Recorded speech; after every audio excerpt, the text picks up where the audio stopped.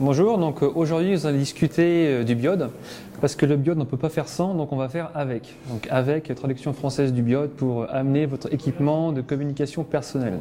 C'est malheureux mais c'est français.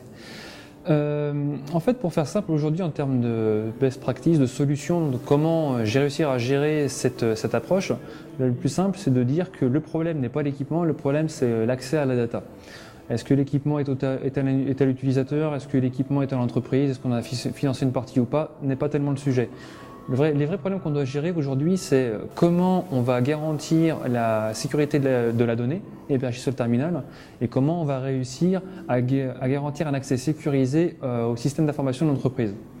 Donc en fait, ce qu'on propose, l'idéal, c'est d'avoir une approche en 3 temps. Le premier temps, c'est d'être sûr que uniquement un terminal qui est connu, qui a été enrôlé dans une solution de MDM, peut se connecter au SI.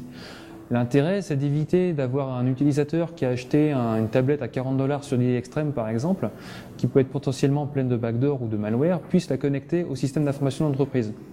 Donc là, c'est très simple. En termes de politique de MDM, de Mobile Device Management, on va tout simplement dire seul un terminal qui était enrôlé, donc un terminal connu, peut se connecter à l'ActiveSync, donc récupérer l'agenda, récupérer les mails et les calendriers.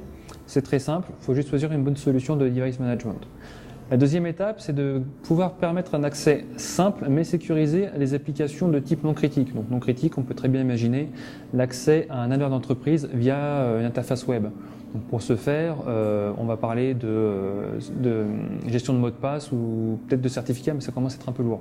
Et la troisième étape, la dernière, la plus importante, c'est un accès sécurisé, donc chiffré, avec une notification de facteurs pour pouvoir se connecter complètement au SI de l'entreprise via une solution de remote access. Voilà. La prochaine étape, ce qu'il faudra mettre en avant, c'est la vraie ségrégation des données au niveau du terminal. Donc la séparation des usages pro d'un côté et perso de l'autre via des solutions de containers. En fait, c'est mieux si tu n'es pas là.